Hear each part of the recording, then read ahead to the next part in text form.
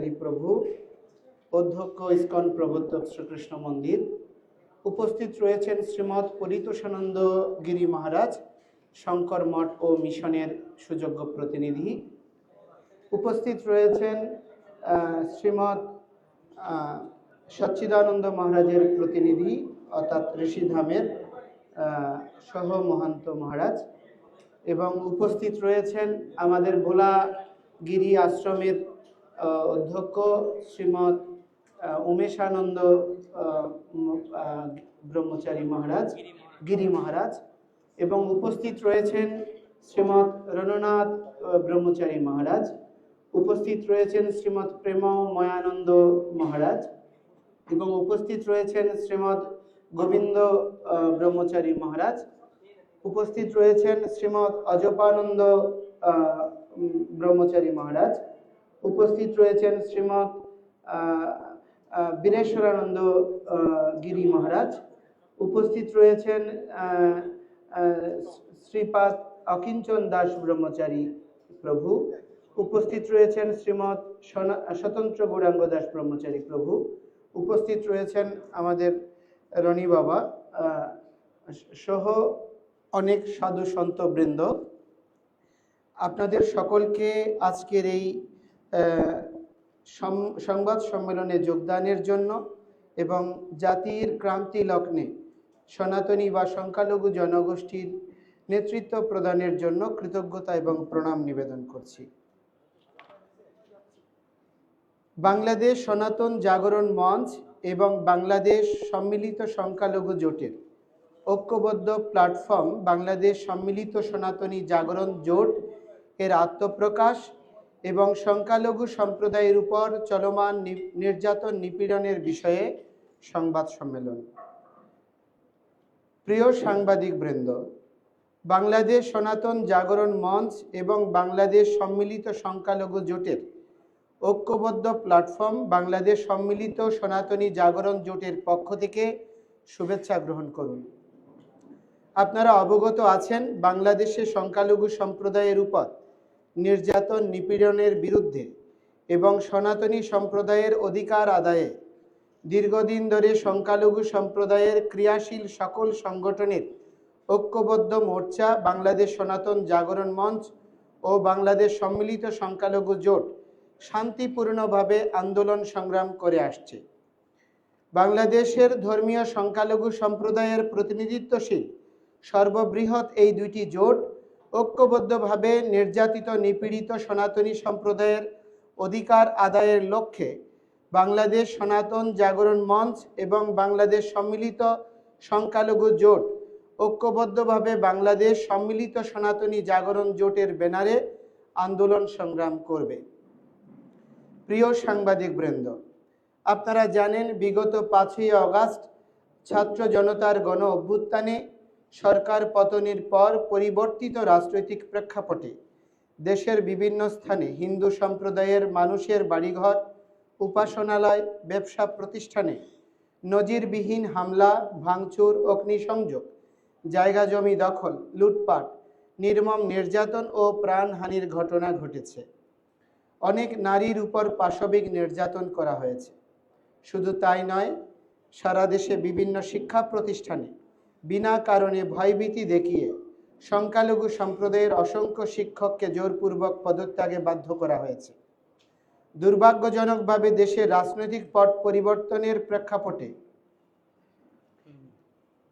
ধর্মীয় পরিচয়ের কারণে অসংখ্য নিরপরাধ সনাতনীকে সরকারি বেসরকারি প্রতিষ্ঠান থেকে চাকরিচ্যুত করা হয়েছে। দুর্ভাগ্যজনকভাবে দেশের রাজনৈতিক পট পরিবর্তনের প্রেক্ষাপটে ভঙ্গুর আইন শৃঙ্খলার সুযোগ নিয়ে নিরীহ সনাতনী সম্প্রদায়ের উপর সাম্প্রদায়িক প্রতিক্রিয়াশীল অপশক্তির নজিরবিহীন এসব ন্যাক্কারজনক ঘটনায় দায়ীদের বিরুদ্ধে রাষ্ট্র বা সরকারের পক্ষ থেকে কোনো দৃশ্যমান আইনি পদক্ষেপ নিতে আমরা দেখিনি। সংখ্যালঘু সম্প্রদায়ের উপর সংগঠিত এরূপ ন্যাক্কারজনক হামলা, নির্যাতন, নিপীড়ন এখনও অব্যাহত থাকায় সারা দেশে ধর্মীয় সংখ্যালঘুরা প্রতিনিয়ত আতঙ্কে দিনাতিপাত করছে। প্রিয় সাংবাদিক বৃন্দ, আপনারা জানেন, রাজনৈতিক পরিবর্তনের পর বারবার দেশের সংখ্যালঘু সম্প্রদায়ের উপর সাম্প্রদায়িক অপশক্তি নির্মম নির্যাতন নিপীড়ন চালালেও কোনো ঘটনারই বিচার হয়নি। এর ওই প্রেক্ষাপটে স্বাধীনতার পর থেকে ক্রমাগত ধর্মীয় বঞ্চনা, বৈষম্য ও নির্যাতন নিপীড়নের প্রতিবাদে এবং অস্তিত্ব রক্ষায় বাধ্য হয়ে বাংলাদেশ সনাতন জাগরণ মঞ্চ তথা সংখ্যালঘু সম্প্রদায় রাষ্ট্রের কাছে ৮ দফা যৌক্তিক দাবি উত্থাপন করে। সনাতনী সম্প্রদায়ের উত্থাপিত ৮ দফাগুলো হলো: সংখ্যালঘু নির্যাতনের বিচারের জন্য দ্রুত বিচার ট্রাইব্যুনাল গঠন করে দোষীদের দ্রুততম সময়ে দৃষ্টান্তমূলক শাস্তি প্রদান, ক্ষতিগ্রস্তদের যথোপযুক্ত ক্ষতিপূরণ প্রদান ও পুনর্বাসনের ব্যবস্থা করা। ২. অনতিবিলম্বে সংখ্যালঘু সুরক্ষা আইন প্রণয়ন করতে হবে। ৩. সংখ্যালঘু বিষয়ক মন্ত্রণালয় গঠন করতে হবে এবং জাতীয় সংসদে সংখ্যানুপাতিক হারে আসন বরাদ্দ রাখতে হবে। ৪. হিন্দু ধর্মীয় কল্যাণ ট্রাস্টকে হিন্দু ফাউন্ডেশনে উন্নীত করতে হবে। পাশাপাশি বৌদ্ধ খ্রিস্টান ধর্মীয় কল্যাণ ট্রাস্টকেও ফাউন্ডেশনে উন্নীত করতে হবে। ৫. দেবোত্তর সম্পত্তি পুনরুদ্ধার ও সংরক্ষণ আইন প্রণয়ন এবং অর্পিত সম্পত্তি প্রত্যার্পণ আইন যথাযথ বাস্তবায়ন করতে হবে। ৬. প্রতিটি শিক্ষা প্রতিষ্ঠানে সংখ্যালঘুদের জন্য উপাসনালয় নির্মাণ এবং প্রতিটি হোস্টেলে প্রার্থনা কক্ষ বরাদ্দ করতে হবে। ৭. সংস্কৃত ও পালি শিক্ষা বোর্ড আধুনিকায়ন করতে হবে। ৮. শারদীয় দুর্গাপূজায় ৫ দিনের সরকারি ছুটি ঘোষণা দিতে হবে। প্রিয় সাংবাদিক বৃন্দ, আপনারা জানেন ঘোষিত ৮ দফা দাবি আদায়ের লক্ষ্যে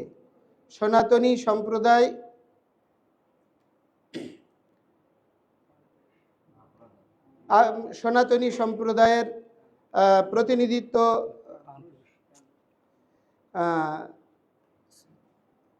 কারী শ্রীপাদ চিন্ময় কৃষ্ণ দাস ব্রহ্মচারী, শ্রীপাদ লীলারাজ গৌরদাস ব্রহ্মচারী ও বিভিন্ন মঠ মন্দিরের সাধু সন্তদের নেতৃত্বে বাংলাদেশ সনাতন জাগরণ মঞ্চ সারা দেশে দীর্ঘদিন যাবৎ নিয়মতান্ত্রিক উপায়ে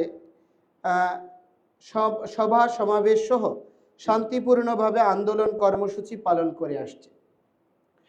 এই আন্দোলনের ধারাবাহিকতায় ৮ দফা দাবি আদায়ের লক্ষ্যে পূর্ব ঘোষিত কর্মসূচির অংশ হিসেবে জাগরণ মঞ্চ বিগত ২৫শে অক্টোবর ২০২৪ শুক্রবার চট্টগ্রামের ঐতিহাসিক লালদিঘি ময়দানে বিভাগীয় গণসমাবেশ আয়োজন করে। স্মরণকালের সর্ববৃহৎ শান্তিপূর্ণ এই গণসমাবেশে স্বতঃস্ফূর্তভাবে সনাতন সম্প্রদায়ের লক্ষ লক্ষ নরনারী অংশগ্রহণ করে, যা বিভিন্ন দেশীয় ও আন্তর্জাতিক গণমাধ্যমে প্রচারিত হয়েছে। লক্ষ লক্ষ মানুষের অংশগ্রহণে অনুষ্ঠিত শান্তিপূর্ণ এই গণসমাবেশে সরকারের পক্ষ থেকে যথাযথ নিরাপত্তার ব্যবস্থা করায় সনাতনী সম্প্রদায়ের পক্ষ থেকে সরকারের প্রতি আন্তরিক কৃতজ্ঞতা প্রকাশ করি। কিন্তু আমরা অত্যন্ত দুঃখের সাথে লক্ষ্য করলাম, দেশের বিভিন্ন রাজনৈতিক দল ও সরকারের বিভিন্ন দায়িত্বশীল পর্যায় থেকেও ৮ দফার যৌক্তিকতা স্বীকার করে এর সাথে সংহতি জানালেও সনাতনী সম্প্রদায়ের স্মরণকালের সর্ববৃহৎ এই শান্তিপূর্ণ গণজমায়েতকে প্রশ্নবিদ্ধ করা এবং বহির্বিশ্বে সরকারের ভাবমূর্তি ক্ষুণ্ণ করার অশুভ উদ্দেশ্যে জাতীয় পতাকার অবমাননার কথিত অভিযোগে জৈনক ফিরোজ খান নামে এক ব্যক্তি বিগত ৩০শে অক্টোবর চট্টগ্রামের কোতোয়ালি থানায় বাংলাদেশ সনাতন জাগরণ মঞ্চের মুখপাত্র ও পুণ্ডরিক ধামের অধ্যক্ষ চিন্ময় কৃষ্ণ দাস ব্রহ্মচারী, শ্রীপাদ লীলারাজ গৌরদাস ব্রহ্মচারী সহ ১৯ জন সংগঠকের বিরুদ্ধে একটি মিথ্যা, ভিত্তিহীন ও বানোয়াট রাষ্ট্রদ্রোহিতার মামলা দায়ের করেন। প্রিয় সাংবাদিক বৃন্দ, আপনারা নিশ্চয়ই অবগত আছেন, দেশের প্রচলিত আইন অনুযায়ী স্বরাষ্ট্র মন্ত্রণালয়ের অনুমোদন ব্যতীত কারো বিরুদ্ধে রাষ্ট্রদ্রোহিতার মামলা দায়ের করা যায় না। ষড়যন্ত্রমূলক কথিত রাষ্ট্রদ্রোহিতার মামলাটি দায়েরের ক্ষেত্রে আইনের নির্ধারিত এই প্রক্রিয়াও অনুসরণ করা হয়নি। এই থেকে প্রতীয়মান হয় বিশেষ মহল সরকারকে বিব্রত করার অসৎ উদ্দেশ্যেই মিথ্যা, ভিত্তিহীন মামলাটি দায়ের করেছে। যৌক্তিক দাবি আদায়ের লক্ষ্যে সনাতনী সম্প্রদায়ের চলমান আন্দোলনকে নস্যাৎ জন্যই আন্দোলনের সাথে যুক্ত নেতৃবৃন্দের বিরুদ্ধে হয়রানিমূলক মামলা দায়ের করা হয়েছে। ফলে মিথ্যা, হয়রানিমূলক, বানোয়াট এই মামলার দায়েরের খবর বিভিন্ন সংবাদ মাধ্যমে প্রকাশিত হওয়ার পর মিথ্যা মামলাটি প্রত্যাহারের দাবিতে সারা দেশে বিক্ষুব্ধ সনাতনী সমাজ শান্তিপূর্ণ উপায়ে প্রতিবাদ কর্মসূচি পালন করে আসছে। এমনকি বহির্বিশ্বে ওই মিথ্যা ষড়যন্ত্রমূলক মামলার প্রত্যাহারের দাবিতে প্রতিবাদ কর্মসূচি পালিত হচ্ছে। আমরা দ্ব্যর্থহীন ভাষায় বলতে চাই, সনাতন ধর্মের অনুসারীরা নিজের মাতৃভূমিকে মাতৃতুল্য রূপে শ্রদ্ধা করে। মহান মুক্তিযুদ্ধের গৌরবোজ্জ্বল ইতিহাসের সাথে সনাতনী সম্প্রদায়ের অসীম ত্যাগের ইতিহাস ওতপ্রোতভাবে জড়িত। সনাতনীদের কাছে লক্ষ শহীদের রক্তে রঞ্জিত বাংলাদেশের জাতীয় পতাকা, জাতীয় সঙ্গীত অপরিমেয় সম্মান ও মর্যাদার। আমরা দেশকে মাতৃরূপে শ্রদ্ধা করি, এটি আমাদের ধর্মীয় শিক্ষা। সুতরাং বাংলাদেশ সনাতন জাগরণ মঞ্চের নেতৃবৃন্দের বিরুদ্ধে বাংলাদেশের জাতীয় পতাকার কথিত অবমাননার অভিযোগে দায়ের করা উল্লেখিত রাষ্ট্রদ্রোহের মামলাটি সর্বৈব মিথ্যা, বানোয়াট, ষড়যন্ত্রমূলক ও ভিত্তিহীন।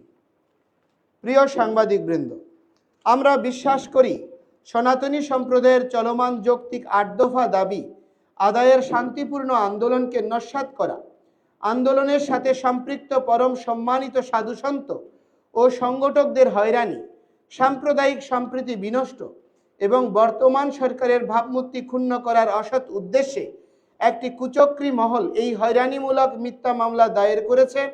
বাংলাদেশের অন্যতম প্রধান রাজনৈতিক দল বিএনপি থেকে এই মামলার বাদীকে দলীয় সাংগঠনিক পদ থেকে বহিষ্কারের মাধ্যমে এটি প্রতীয়মান হয়।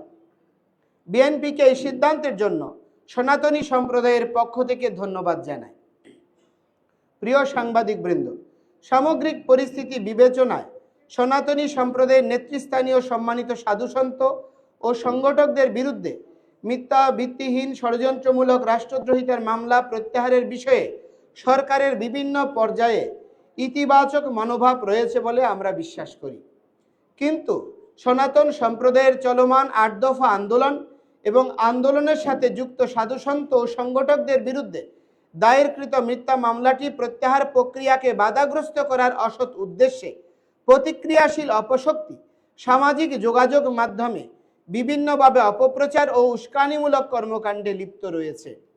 এরই ধারাবাহিকতায় বিগত ৫ই নভেম্বর বিকেলে চট্টগ্রামের হাজারীগলির জৈনক ওসমান আলী নামক এক ব্যক্তি সামাজিক যোগাযোগ মাধ্যম ফেসবুক ও ইসকন ও আন্দোলনের মুখপাত্রকে নিয়ে কটূক্তি, মানহানিকর ও উস্কানিমূলক একটি পোস্ট শেয়ার করে। প্রেক্ষিতে স্থানীয় সনাতনী সম্প্রদায় তাৎক্ষণিকভাবে শান্তিপূর্ণ এর প্রতিবাদ জানান। পরবর্তীতে আইন শৃঙ্খলা রক্ষা বাহিনীর উপর হামলার অভিযোগে গভীর রাতে অভিযানের নামে হিন্দু অধ্যুষিত চট্টগ্রাম শহরের কোতোয়ালি থানাধীন ঘনবসতিপূর্ণ হাজারীগলি এলাকায় চতুর্দিক থেকে অবরুদ্ধ করে এবং বিদ্যুৎ, ইন্টারনেট সংযোগ বিচ্ছিন্ন করে আইন শৃঙ্খলা বাহিনী কর্তৃক ঘুমন্ত হিন্দু সম্প্রদায়ের নিরীহ মানুষদের বসতঘর ও ব্যবসা প্রতিষ্ঠানে নির্বিচারে হামলা ও ভাঙচুর করা হয়েছে। শুধু তাই নয়, ঘটনাস্থলের সিসিটিভি ক্যামেরা ভাঙচুর করা হয়েছে। বিভিন্ন স্থাপনার সিসিটিভি ক্যামেরায় হার্ড ডিস্ক নিয়ে যাওয়া হয়েছে। এই ঘটনায় আইন শৃঙ্খলা বাহিনীর হাতে অমানসিক নির্যাতনের শিকার মানুষের কিছু ছবি ও ভিডিও সামাজিক যোগাযোগ মাধ্যমে প্রচারিত হয়েছে, যা দেখে যে কোনো মানবিক মানুষ বিস্মিত হবে। দুর্ভাগ্যজনকভাবে ফেসবুকে সনাতন ধর্ম ও ইসকনের বিরুদ্ধে মানহানিকর ও কুরুচিপূর্ণ মিথ্যা অপপ্রচারের ঘটনায় অভিযুক্ত ওসমান আলীর বিরুদ্ধে তাৎক্ষণিক কোনরূপ আইনগত পদক্ষেপ গ্রহণ না করে উল্টো রাতের আধারে আইন শৃঙ্খলা বাহিনী কর্তৃক সংক্ষুব্ধ নিরীহ হিন্দু সম্প্রদায়ের উপর হামলার পর তাদের আসামি করে আইন শৃঙ্খলা বাহিনীর উপর হামলার অভিযোগে একটি মামলা দায়ের করা হয়েছে। দূরভিসন্ধিমূলকভাবে এই ঘটনার সাথে দূরবর্তী সম্পর্ক না থাকা সত্ত্বেও ষড়যন্ত্রমূলক রাষ্ট্রদ্রোহিতা মামলার অভিযুক্তদেরকেও এই মামলায় আসামি করা হয়। এই মামলায় সেদিন রাতে প্রায় ৮০ জন সনাতনীকে গ্রেপ্তার করে নির্দয়ভাবে পেটানো হয়েছে। আইন শৃঙ্খলা বাহিনীর হেফাজতে অমানসিক নির্যাতনের ফলে গুরুতর এইসব নিরীহ হিন্দুকে ন্যূনতম চিকিৎসা সেবাও দেওয়া হয়নি। শুধু তাই নয়, নির্যাতনের শিকার গুরুতর অসুস্থ নিরীহ এসব মানুষকে আইন কানুনের তোয়াক্কা না করে মধ্যরাতে আদালতে হাজির করা হয়। নির্মম নির্যাতনের শিকার এই সব নিরীহ মানুষকে শুধুমাত্র চিকিৎসা সেবা প্রাপ্তি থেকে বঞ্চিত করা হয়নি, প্রাথমিক পর্যায়ে আদালতে তাদেরকে আইনজীবীদের সাথেও কথা বলতে দেয়া হয়নি। আমরা গভীর উদ্বেগের সাথে লক্ষ্য করছি এই মামলায় অজ্ঞাতনামা হিসেবে এখনো অনেক নিরীহ সনাতনীকে গ্রেপ্তার করে রিমান্ডে নিয়ে নির্যাতনের মাধ্যমে আন্দোলনে নেতৃত্ব দেওয়া সাধু সন্তদের নামে জোরপূর্বক স্বীকারোক্তি আদায়ের অপচেষ্টা করা হচ্ছে। অদৃশ্য অপশক্তির ইশারায় জামিন প্রাপ্তির আইনি অধিকার থেকে বঞ্চিত করার অসৎ উদ্দেশ্যে আটককৃতদের 5 আগস্ট পরবর্তী দায়েরকৃত বিভিন্ন হত্যা মামলায় শোন অ্যারেস্ট দেখানো হচ্ছে। এই মামলায় অভিযুক্তদের পক্ষে নিযুক্ত অনেক বিজ্ঞ আইনজীবীকে প্রতিনিয়ত বিভিন্নভাবে হুমকি ধামকি প্রদান করা হচ্ছে। এইসব স্পষ্টত গুরুতর মানবাধিকার লঙ্ঘন, আমরা এর তীব্র নিন্দা জানাই। প্রিয় সাংবাদিক বৃন্দ, আমরা দ্ব্যর্থহীনভাবে ভাষায় বলতে চাই, আমরা কোনো অপরাধীর পক্ষে নই। হাজারীগলিতে সেদিন আইন শৃঙ্খলা বাহিনীর উপর কোনো দুষ্কৃতিকারী যদি হামলা করে থাকে, আমরা সুষ্ঠু ও নিরপেক্ষ তদন্তের মাধ্যমে দেশের প্রচলিত আইন অনুযায়ী তাদের দৃষ্টান্তমূলক বিচার নিশ্চিত করার দাবি জানাই। কিন্তু গভীর রাতে বিদ্যুৎ ও ইন্টারনেট বন্ধ করে সিসিটিভি ক্যামেরা ভেঙে ঘুমন্ত নিরীহ হিন্দু সম্প্রদায়ের উপর নির্বিচারে হামলা, নির্যাতন ও গণগ্রেপ্তারের ঘটনায় আমরা উদ্বিগ্ন। অবস্থা দৃষ্টে মনে হচ্ছে শুধুমাত্র ধর্মীয় বিদ্বেষ এবং সনাতন সম্প্রদায়ের চলমান যৌক্তিক আন্দোলনকে নস্যাৎ করার অশুভ উদ্দেশ্যে এই মামলাকে হাতিয়ার হিসেবে ব্যবহার করে নিরীহ হিন্দু জনগোষ্ঠীকে হয়রানি করা হচ্ছে। আমরা মনে করি অন্তর্বর্তীকালীন সরকারের ভাবমূর্তি ক্ষুণ্ণ করতে বিশেষ কোনো গোষ্ঠী এই অপতৎপরতায় লিপ্ত রয়েছে। প্রিয় সাংবাদিক বৃন্দ, বিদ্যমান পরিস্থিতিতে আপনাদের মাধ্যমে বাংলাদেশ সনাতন জাগরণ মঞ্চ ও বাংলাদেশ সম্মিলিত সংখ্যালঘু জোট, যেটি আজকে থেকে বাংলাদেশ সম্মিলিত সনাতনী জাগরণ জোট নামে আত্মপ্রকাশ করছে, আমরা নিম্নোক্ত দাবিসমূহ উত্থাপন করছি। অবিলম্বে সংখ্যালঘু সম্প্রদায়ের যৌক্তিক 8 দফা দাবি বাস্তবায়নে কার্যকর পদক্ষেপ গ্রহণ করতে হবে। 2. অবিলম্বে বিগত 5 নভেম্বর 2024 চট্টগ্রামে হাজারীগলিতে আইন শৃঙ্খলা বাহিনীর উপর কথিত হামলা ও হিন্দু সম্প্রদায়ের উপর গভীর রাতে আইন শৃঙ্খলা বাহিনী কর্তৃক নির্মম নির্যাতনের নিরপেক্ষ তদন্ত ও বিচারের স্বার্থে বিচার বিভাগীয় তদন্ত কমিটি গঠন করতে হবে। এই ঘটনায় আটক ও নির্মম নির্যাতনের শিকার নিরীহ সনাতনীদের মুক্তি দিয়ে যথাযথ চিকিৎসার ব্যবস্থা করতে হবে। এই ঘটনায় আটককৃতদের ষড়যন্ত্রমূলকভাবে বিভিন্ন হত্যা মামলায় গ্রেপ্তার দেখানোর প্রক্রিয়া অবিলম্বে বন্ধ করতে হবে। এই ঘটনাকে পুঁজি করে সরকারের ভাবমূর্তি নষ্ট করার উদ্দেশ্যে গভীর রাতে নিরীহ সনাতনীদের উপর অন্যায়ভাবে নির্যাতন করা আইন শৃঙ্খলা বাহিনীর অতি উৎসাহী সদস্যদের বিরুদ্ধে আইনানুগ ব্যবস্থা গ্রহণ করতে হবে। 6. সংখ্যালঘু সম্প্রদায়ের যৌক্তিক আন্দোলনে নেতৃত্বদানকারী সাধু সন্ত সংগঠকদের বিরুদ্ধে দায়েরকৃত ষড়যন্ত্রমূলক মিথ্যা রাষ্ট্রদ্রোহিতার মামলা অবিলম্বে প্রত্যাহার করতে হবে। আমরা স্পষ্ট করে বলতে চাই, আমাদের চলমান আন্দোলন সরকার কিংবা কোনো রাজনৈতিক দলের পক্ষে বা বিপক্ষে নয়। আমাদের চলমান আন্দোলন আপামর সনাতনী সম্প্রদায়ের ন্যায্য অধিকার আদায়ের আন্দোলন। আমরা দৃঢ়ভাবে বিশ্বাস করি ছাত্র জনতার গণ অভ্যুত্থানের ফলে গঠিত বর্তমান অন্তর্বর্তীকালীন সরকার বৈষম্যহীন মানবিক বাংলাদেশ বিনির্মাণের স্বার্থে নিরীহ সংখ্যালঘুদের উপর চলমান অন্যায় অনাচার বন্ধ ও উপরোক্ত যৌক্তিক দাবিসমূহ বাস্তবায়নে আন্তরিকভাবে এগিয়ে আসবে। ধন্যবাদ। বাদান্তে চিন্ময় কৃষ্ণদাস ব্রহ্মচারী, বাংলাদেশ সম্মিলিত সনাতনী জাগরণ জোট এর পক্ষে সবাইকে ধন্যবাদ।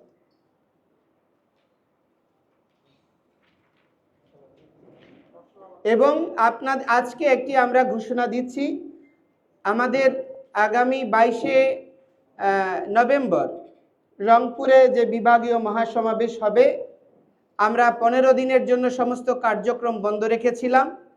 আমরা সরকারকে সহযোগিতা করতে চেয়েছি।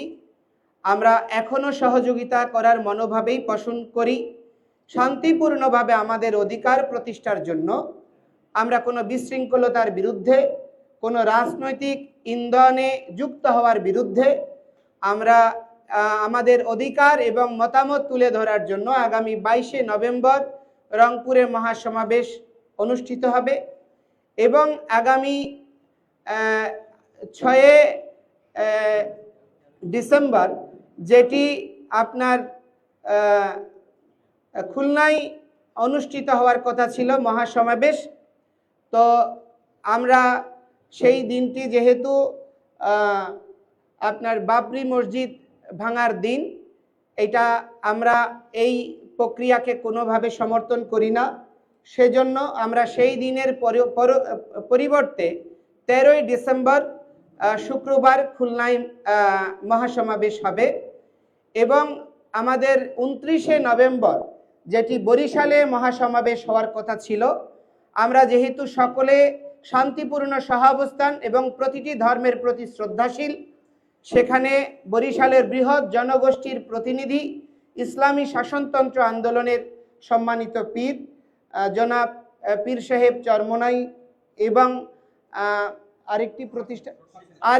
আরেকটি প্রতিষ্ঠান হচ্ছে চরসিনা, ওনাদের সেখানে মাহফিল রয়েছে, বার্ষিক মাহফিল, তার প্রতি শ্রদ্ধা প্রদর্শন করে আমরা সেই দিনটি পিছিয়ে আমরা 20শে ডিসেম্বর শুক্রবার করার ঘোষণা প্রদান করছি। আপনাদের যদি কোনো প্রশ্ন থাকে।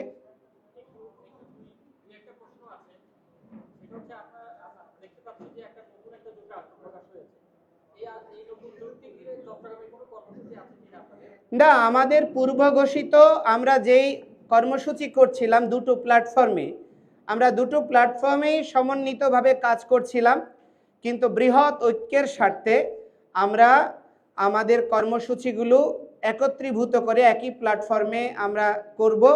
এখন থেকে আমরা চাই পুরো সনাতনী সংখ্যালঘু জনগোষ্ঠী একত্রীভূত হোক, ঐক্যবদ্ধভাবে এগিয়ে যাক।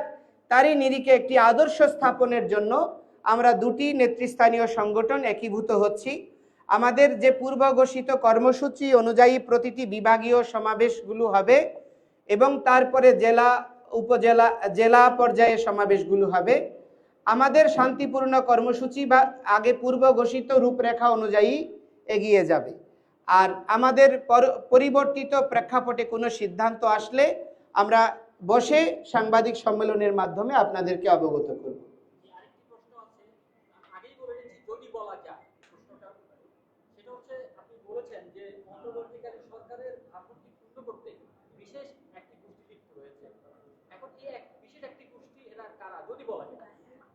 আমরা বলি বাংলাদেশের আপনার স্বনামধন্য ব্যক্তিত্ব বিশ্ব নাগরিক ডক্টর মোহাম্মদ ইউনূস তিনি দায়িত্ব নিয়েছেন। আমাদের চট্টগ্রামেরই কৃতি সন্তান, আমরা গর্বিত, উনি একজন বিশ্ব নাগরিক বলা চলে। কিন্তু ওনার উদারতা অথবা ওনার কি বলবো সরলতাকে পুঁজি করে সরকারের একটি অংশ, প্রশাসনের একটি অংশ, রাজনৈতিক মতাদর্শের একটি অংশ সম্মিলিতভাবে এই পুরো দেশের স্থিতিশীলতা বিনষ্ট করার জন্য চেষ্টা করছে। একটা জিনিস আপনারা খেয়াল করবেন যে আমরা 5ই আগস্টের পরে আমাদের প্রধান উপদেষ্টাও স্বীকার করেছেন বাংলাদেশে সংখ্যালঘু সম্প্রদায়ের উপর নির্যাতন নিপীড়ন হয়েছে। উনি প্রথম এসেই এই কথাটা স্বীকার করেছেন এবং তা রোধ করার জন্য সবাইকে এগিয়ে আসার আহ্বান জানিয়েছেন। আজকে আমাদের প্রধান উপদেষ্টার মাননীয় সহকারী, যিনি এখন উপদেষ্টা হিসেবে শপথ নিয়েছেন, জনাব মাহফুজ ভাই, আমরা ওনার কাছে কৃতজ্ঞ। উনি আমাদেরকে একদিনের দুর্গাপূজার ছুটি বৃদ্ধি করার জন্য সরকারের সঙ্গে সমন্বয়কের দায়িত্ব পালন করেছেন, একটা ভালো রোল প্লে করেছেন।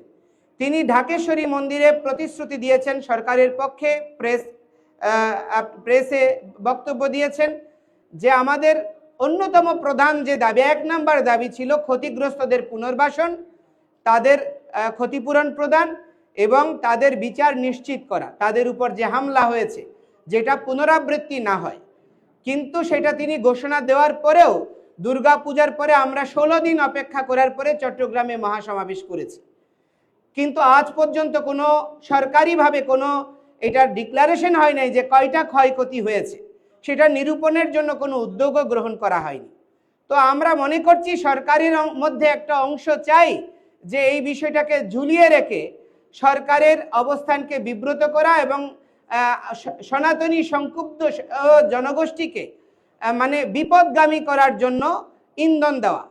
এটা রোধ করার জন্যই সমস্ত সনাতনী সন্তরা সাধুরা কোনো রাজনৈতিক প্রতিক্রিয়াশীল গোষ্ঠী যাতে এটাকে বিপদগামী করতে না পারে, কোনো রাজনৈতিক মদতপুষ্ট সনাতনী দালালরা এটা যাতে বিপদাপন্ন করতে না পারে, এই জন্যই সন্তরা নেতৃত্ব দিচ্ছে। কিন্তু দুর্ভাগ্যজনক হলেও সত্য, এই স্বাভাবিক একটি প্রগতিশীল আন্দোলনকে প্রশ্নবিদ্ধ করার জন্য জঙ্গি থেকে শুরু করে হেন কোনো তকমা নাই, মিডিয়ারও একটা হলুদ মিডিয়ার অংশ এই কার্যক্রম করছে এবং 21শে টিভিতে নিয়মিত ধারাবাহিকভাবে আমাদের বিরুদ্ধে অপপ্রচার করছে এবং তারা ফেক ভিডিও বানাচ্ছে, বিভিন্ন সুপার এডিট ভিডিও বানাচ্ছে, রাজনৈতিক তকমা দেওয়ার চেষ্টা করছে। আমরা আমাদের সন্তরা কোনো রাজনৈতিক পরিসরে গিয়ে কোনো রাজনৈতিক গোষ্ঠীর সঙ্গে কখনো আলাপ আলোচনা করিনি, আমরা সেরকম কোনো প্রমাণও নেই। আমরা দুর্গাপূজার অনুষ্ঠানে আমাদেরকে বিএনপি অফিসে নিমন্ত্রণ করেছে, আমরা সেখানে গিয়েছি। এরকম কোনো রাজনৈতিক দল ধর্মীয় অনুষ্ঠানে যদি নিমন্ত্রণ করে আমরা গিয়ে থাকি এবং আমরা আমাদের মন্দিরে কোনো বার্ষিক অনুষ্ঠানে আপনার সরকারি প্রতিনিধিরা এসেছে। কিন্তু এই বিষয়গুলোকে বিকৃত করে শুধু আমাদের আন্দোলনকে বিপদগামী করার জন্য, বিভ্রান্তভাবে উপস্থাপন করার জন্য একটা প্রতিক্রিয়াশীল গোষ্ঠী সতত লেগে আছে। আপনাদের মাধ্যমে অনুরোধ করব এটি রোধ করার জন্য আপনারা গঠনমূলক ভূমিকা রাখবেন।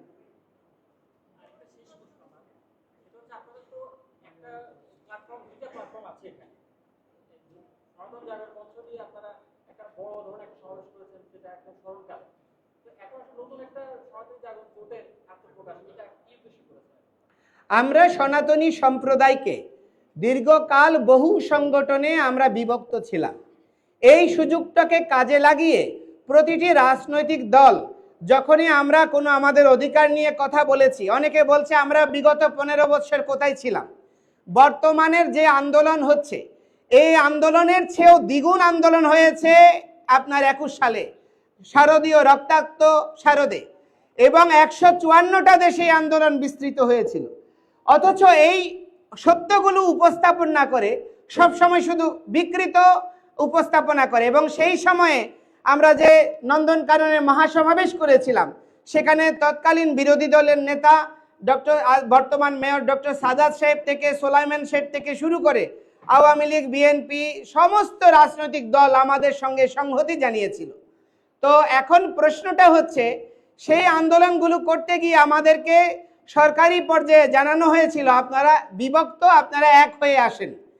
এই খেলা যেন আর খেলতে না পারে এই জন্য আমরা সমস্ত সনাতনী সংগঠন, এখানে দেখবেন সবাই এক এক মতাদর্শের আচার্য, বিভিন্ন মতাদর্শের গুরুরা এক হয়েছে এবং আমরা পুরো সনাতনী কমিউনিটি ঐক্যবদ্ধভাবে এগিয়ে যাব। আমরা কোনো রাজনৈতিক দলের লেজুর বৃত্তি করব না। যারা আমাদের ডিমান্ড, আমাদের প্রত্যাশা, আমাদের মর্যাদার সঙ্গে সম অধিকারের নিরিখে, সাম্যতার নিরিখে নাগরিক হিসেবে মর্যাদা দিয়ে আমাদের সঙ্গে মুভ করবে, আমরা তাদের সঙ্গে কাজ করব। না হলে আমরা কোনো রাজনৈতিক দলের লেজুর বৃত্তিতে যুক্ত হব না। এই লক্ষ্যে আমরা পুরো জনগোষ্ঠীর সমস্ত আন্দোলনকারী যে দুটি বড় প্রতিষ্ঠান আমরা একীভূত হয়েছি। ধন্যবাদ আপনাদের।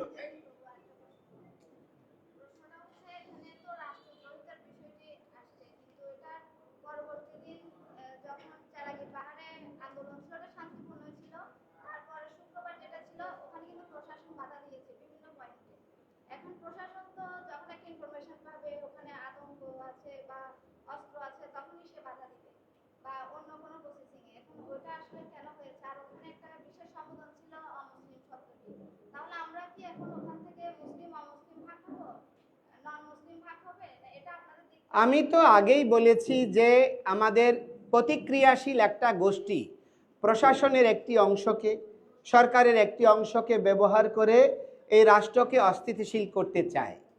তারাই আমাদেরকে সেদিন যে জিনিসটা বলছেন, রাষ্ট্রদ্রোহ মামলার বিরুদ্ধে যখন সনাতনীদের স্বতঃস্ফূর্ত প্রতিবাদ ছিল, গাড়িতে আমাদের এখানে স্যারেরা আছেন, সাধুরা আছেন, ইনার বুকে ছিঁড়ে ফেলেছে বাধা দিয়ে, ওই উনার বুকে আঘাত করেছে। এবং আমাদের এই ভার্সিটির শিক্ষক থেকে শুরু করে সবাইকে গাড়িতে প্রশ্ন করা হয়েছে যে নন মুসলিম কে আছে। হ্যাঁ, তো নন মুসলিম দেখে দেখে তাদেরকে রোধ করা হয়েছে। তো দেশে আমাদেরকে বলা হচ্ছে, আমাদের প্রধান উপদেষ্টা আমাদের আশান্বিত করেছিল যে আমরা বাংলাদেশি জনগোষ্ঠী, আমরা বাংলাদেশের নাগরিক, সকলে সমতার ভিত্তিতে থাকব। তাহলে সেখানে ধর্মীয় পরিচয়কে আধার করে আমাদেরকে আলাদাভাবে চিহ্নিত করার প্রচেষ্টা হচ্ছে। তাহলে প্রধান উপদেষ্টার মনোভাবকে প্রশাসনের যে অংশ এগুলো করছে তারা কতটুকু মূল্যায়ন করছে এটা আপনারাই বিবেচনা করবেন। তো যেখানে প্রশাসনের লোক সরকার প্রধানের মনোভাবকে শ্রদ্ধা করে না, সেখানে যারা সাম্প্রদায়িক গোষ্ঠী তারা তো এটাকে সুযোগ নেবেই। এই জন্য এটাকে আমরা নতুন কিছু মনে করছি না, এটা ধারাবাহিকতারই একটা নামান্তর। এই জন্য এটা আপনারা মুক্ত বুদ্ধির আধার, আপনারাই যদি চেষ্টা করেন বাংলাদেশ একটা মুক্ত গণতন্ত্র এবং সকলের সহাবস্থানের সুন্দর পরিবেশ বিনির্মিত হবে।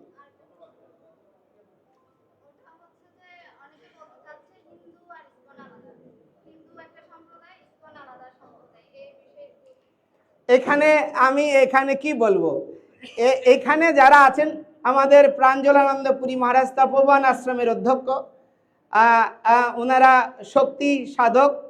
আমাদের উমেশানন্দ গিরি মহারাজ আছেন, ওনারা হচ্ছেন ব্রহ্মবাদী। আমাদের গিরি মহারাজ আছেন, ওনারা ব্রহ্মবাদী বা শৈব বলা যায়।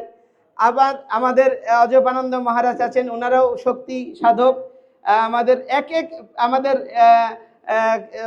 ঋষিধাম রয়েছে, বীরেশ্বরানন্দ পুরী মহারাজ রয়েছেন, স্বরূপ দাস বাবাজি রয়েছেন। এখানে সব সন্তদের দেখেন, এরা হচ্ছে সনাতন সম্প্রদায়ের প্রতিনিধিত্বকারী কোনো ধর্মীয় সংগঠন নয়, এরা হচ্ছে গুরু বা নির্ণায়ক প্রতিনিধি। তো তারা যদি মনে করতো ইসকন একটা আলাদা কিছু সনাতনীদের কাছে, তাহলে আমাকে কি জন্য একটা আলাদা ধর্মের মানুষকে কেন ওদের সঙ্গে রেখেছে বলেন। এবং ওনারা সবাই এখানে উমেশানন্দ মহারাজ আছেন, প্রাঞ্জলানন্দ মহারাজ আছেন, ওনারা অনেক ঋদ্ধ জ্ঞানী গুণী। আমার মতো একটা নাবালককে কেন ওনারা মুখপাত্র করেছেন এটা আপনারাই বিবেচনা করবেন, এটা আমি কি বলবো। এবং অতিশয় দুর্ভাগ্যজনক হচ্ছে এই অপতৎপরতাটা করা হচ্ছে বাংলাদেশের যে প্রতিক্রিয়াশীল গোষ্ঠী, তারা জানে ইসকন সারা বিশ্বে সমাদৃত। এই যে আপনার আমেরিকায় এখন গোয়েন্দা প্রধানের দায়িত্ব প্রাপ্ত হয়েছেন তুলসী গিবার্ট, সেই ইসকনের একজন ভক্ত। তো ইসকন যদি জঙ্গি হয়, যে আমেরিকা সব সময় জঙ্গির বিরুদ্ধে রোল প্লে করে, তাহলে তাকে কেন সেখানের প্রধানের দায়িত্ব দিয়েছে? রামায়া স্বামীরা আছেন, যিনি হোয়াইট হাউসের নীতি নির্ধারক প্যানেলে দায়িত্ব দিয়েছেন, তারা হচ্ছে ইসকনের অনুগামী ফলোয়ার্স। তাহলে এই রকম ব্যক্তিদেরকে কেন ওখানে দায়িত্ব দিয়েছে হোয়াইট হাউসে?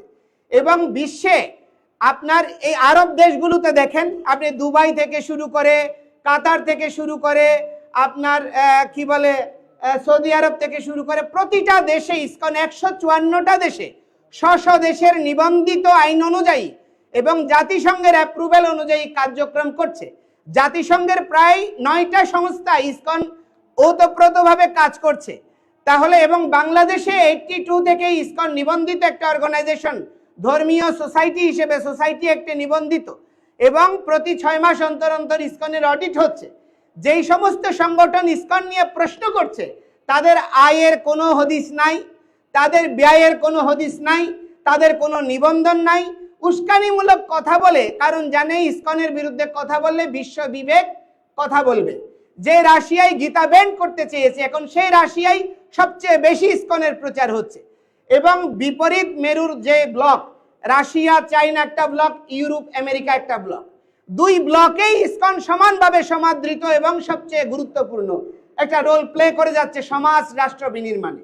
তাহলে সেইখানে ইসকনকে জঙ্গি তকমা দেওয়া, সেখানে ইসকনকে ব্যান করার প্রস্তাব করা, এটা বাংলাদেশের বৈশ্বিক প্রেক্ষাপটে অস্থিরতা তৈরি করা এবং বাংলাদেশ সম্পর্কে একটা নেতিবাচক ব্র্যান্ড বা আপনার প্রচারণা স্টাবলিশ করার জন্য এই অপতৎপরতাকারীরা করছে।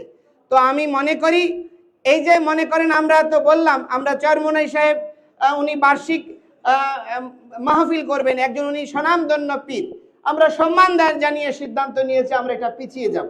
যদি আমরা জঙ্গি হতাম তাহলে আমরা বলতাম যে ওনারা যেমন করতে পারে আমরাও করতে পারি।